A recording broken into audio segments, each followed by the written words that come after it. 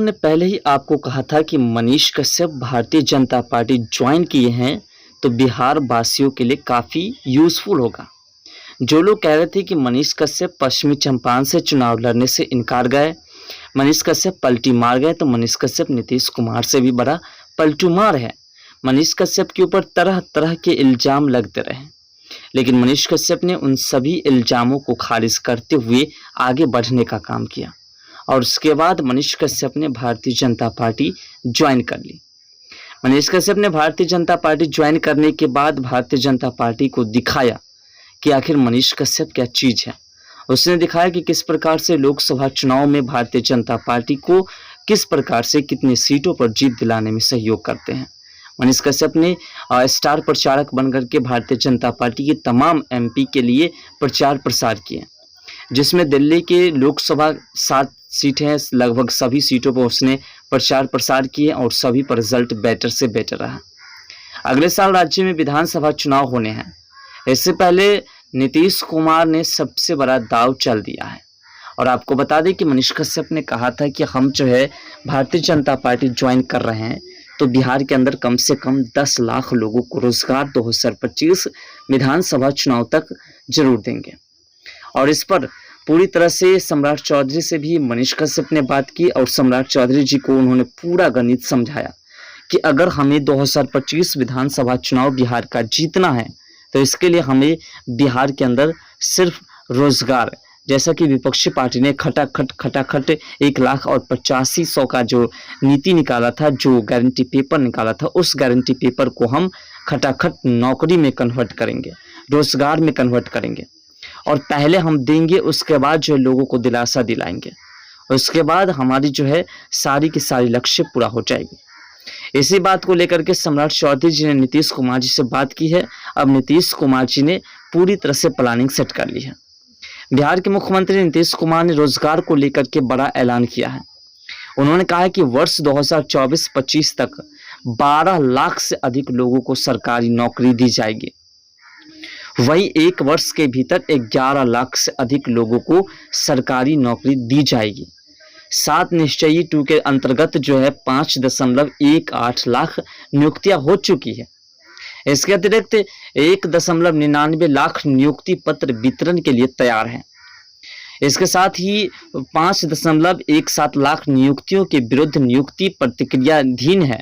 मुख्यमंत्री ने 7 निश्चयी 2 के अंतर्गत 10 लाख सरकारी नौकरी देने का जो लक्ष्य निर्धारित किया था उसे पार करते हुए 2024 से 25 तक 12 लाख से अधिक लोगों को सरकारी नौकरी दी जाएगी।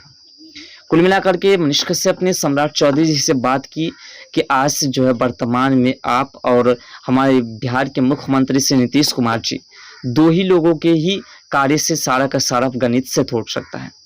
और सबसे बड़ी बात कि जब बिहार के अंदर लगभग शिक्षक वैकेंसी जो निकाली गई थी, जिसमें लगभग 4 लाख लोगों के आसपास जो है नौकरी दी गई थी, तो आपने देखा कि नीतीश कुमार जी के द्वारा उस नौकरी को दी गई, लेकिन इसमें आरजेडी के नेता तेजस्वी यादव ने अपना दांव पेच खेलना शुरू कर दिया।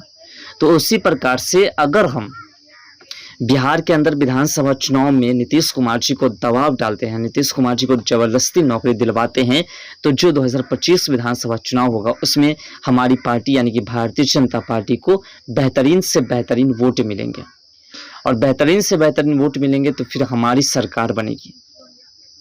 इसलिए मनीष कश्यप ने सम्राट चौधरी जी से बात की और सम्राट चौधरी जी ने भी ये पूरी तरह से जनता को खुलेआम कह दिया कि 2025 विधानसभा चुनाव से पहले हम 10 लाख लोगों को रोजगार देंगे। अगर ऐसा नहीं होता है तो फिर हम जो है विधानसभा चुनाव में आपके दरवाजे पर वोट मांगने नहीं पहुंचेंगे।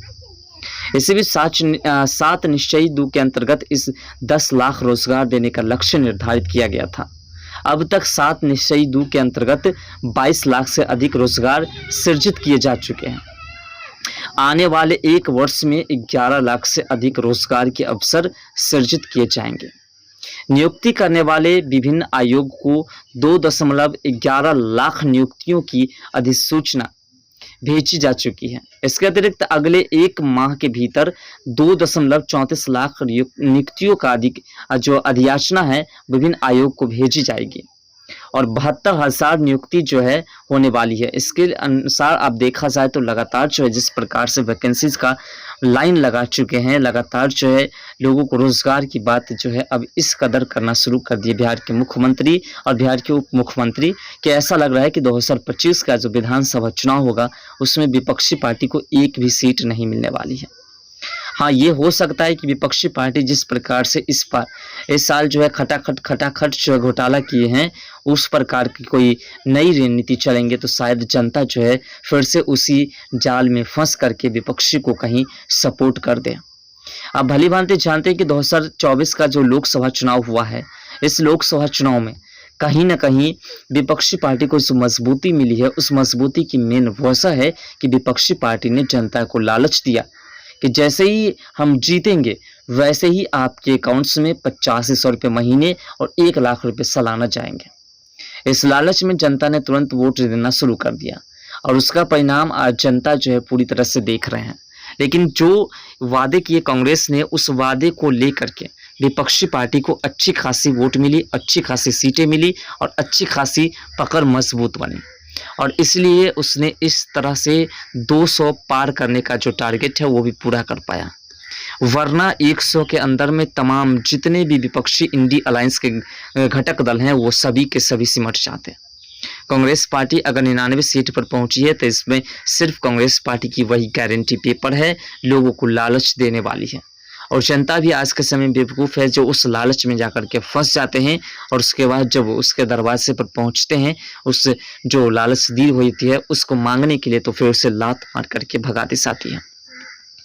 आप भी भली भांति जानते हैं कि जो गारंटी दी गई थी उस गारंटी में ये नहीं कहा गया था कि हमारी सरकार बनेगी तभी हम आपको 8500 रुपये या 1 लाख रुपए देने का काम करेंगे, बल्कि उसने कहा था कि बस आप वोट दो और आपके अकाउंट्स में खटाखट पहुंचना शुरू हो जाएगा।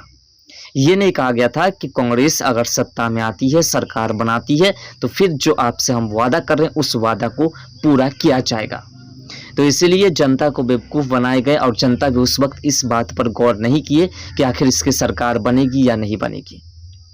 अब आपको बता दी कि अगले 3 माह के भीतर लगभग 2 लाख लोगों को नियुक्ति पत्र जो है नीतीश कुमार जी द्वारा दी जा चुकी है। ऐसे में बिहार के विकास में जो है बेहतरीन से बेहतरीन तरीके से नीतीश कुमार जी, सम्राट चौधरी जी और ऐसे कई नेता है जो कर रहे हैं। मनीष कश्यप जब पश्चिमी चंपारण से चुनाव लड़ने के लिए मैदान में उतरे थे तो उसने कहा था कि हम 1 लाख लोगों को रोजगार देंगे। उसके बाद मनीष कश्यप जब भारतीय जनता पार्टी ज्वाइन कर लिए तो जनता का एक ही मन हुआ कि जब 1 लाख लोगों को रोजगार देने की बात कही गई थी तो फिर मुकर कैसे गए। तो मनीष कश्यप जब भारतीय जनता पार्टी ज्वाइन कर लिए तो उसने कहा कि हम सिर्फ पश्चिमी चंपारण के 1 लाख लोगों को रोजगार नहीं बल्कि पूरे बिहार की पलायन को रोकने के लिए कुछ नया तरीका अपनाएंगे। और इसी को लेकर के जो इस तरह का खेल खेला जा रहा है, अब इस तरह की लगातार जो वैकेंसीज निकाली जा रही है।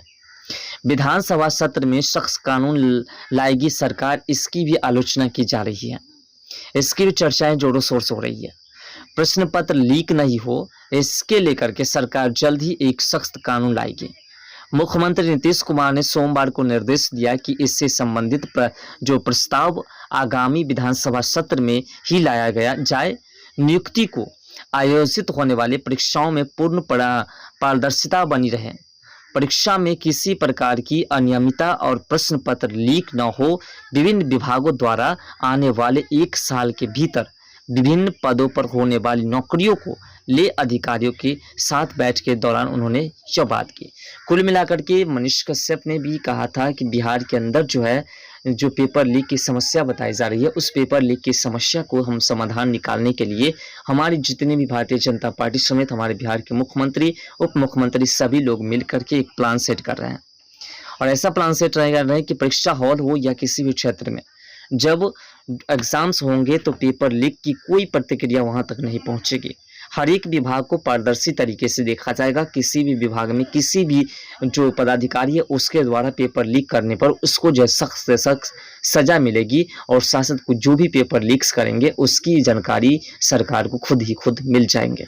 तो इसलिए अब जो है बिहार में बाहर आने जा रही है, और सिर्फ नीतीश कुमार जी के नेतृत्व में नहीं बल्कि भारतीय जनता पार्टी के तमाम नेताओं के नेतृत्व में बिहार के अंदर जो है रोजगार की भरमार मिलने जा रही है।